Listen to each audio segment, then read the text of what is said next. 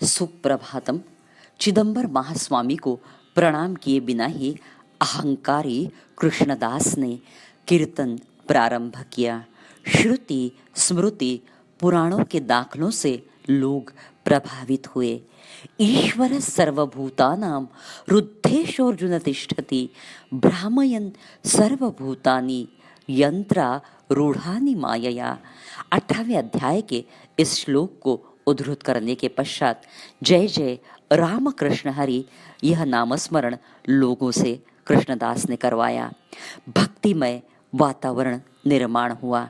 कृष्णदास जी कहने लगे, भगवत कीर्तन से ईश्वर के प्रति समर्पण भाव का निर्माण होता है, जिससे हर संकट में मानव का कल्याण होता है।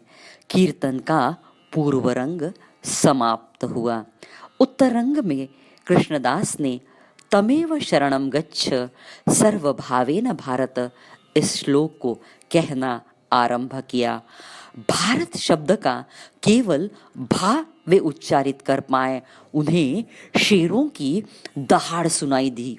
चारों दिशाओं से लोग तो जान हथेली पर लेकर भागने लगे। भगदड़ मच गई। ईश्वरार्पित बुद्धि की बातें करने वाले कृष्णदास जी के पसीने छूट गए, हाथ पांव कांपने लगे। मुंह से भारत शब्द निकलना ही मुश्किल था। जिह्वा की तो बोलती बंद हो गई, वे थर थर कांपने लगे।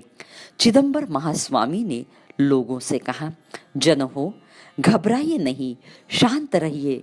ये शेर आपका कुछ भी नहीं बिगाड़ेंगे। वे तो कीर्तन सुनने आए हैं। ये दिव्यात्मा है, प्रारब्धवश ये बाग बने। अहो आश्चर्यम। चारों शेरों ने महास्वामी को प्रणाम किया और अपना स्थान ग्रहण किया। केवल निष्ठावान लोग वहां रुके, बाकी सब वहां से भाग गए। कृष्णदास जी, आपने तो अभी प्रतिपादित किया है ना, सभी ईश्वर के स्वरूप है और भगवान नाम हर संकट में शक्ति प्रदान करता है। आप अपना कीर्तन जारी रखें। भयग्रस्त कृष्णदास के मुंह से तो एक शब्द भी निकलना मुश्किल था। वे ततपप करने लगे। तभी एक मातंग तरुण ने महास्वामी को प्रणाम किया और कहा, गुरुदेव, आप यदि अनुमति देवे तो मैं कीर्तन करूं। महास्वामी ने स्वीकृति दी। शेरों की उपस्थिति में महास्वामी के उपस्थिति में मातंग तरुण ने 3 घंटों तक कीर्तन किया। भक्ति शास्त्र का उत्तम उपदेश से सारे जन प्रभावित हुए। कीर्तन के पश्चात महास्वामी को प्रणाम कर वह तरुण पीछे जाकर बैठ गया। अब पश्चाताप दग्ध कृष्णदास ने महास्वामी का चरणाश्रय लिया। स्वामी, आप तो करुणा निधान है, भक्तवत्सल है, कृपया इस अज्ञानी कृष्णदास को क्षमा करें। कृष्णदास, मैं ठहरा एक दरिद्री विप्र, आप तो कीर्तन अलंकार है, कीर्तन केशरी विभूतियों से विभूषित हो, उस तरुण को मिलिए। वह मातंग तरुण प्रत्यक्ष देवर्षि नारद थे।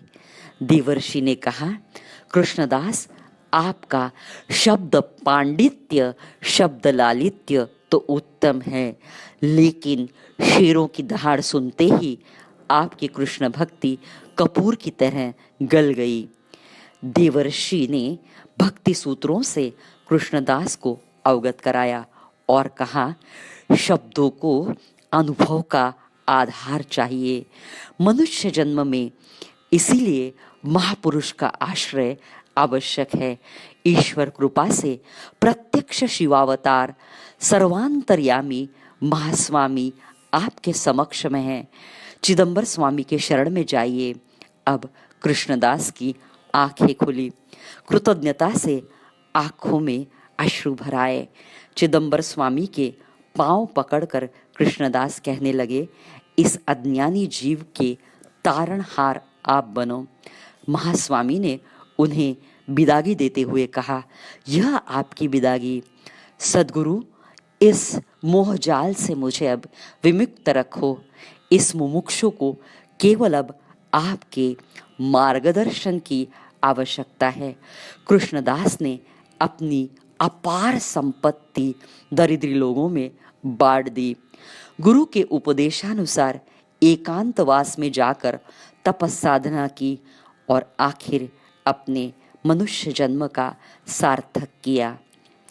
1,51,491 अभंगों के रचयिता, त्रिकालदर्शी, भक्तों के कल्याणार्थ अवतार लेने वाले महायोगेश्वर चिदंबर महास्वामी को मेरा कोटि कोटि प्रणाम।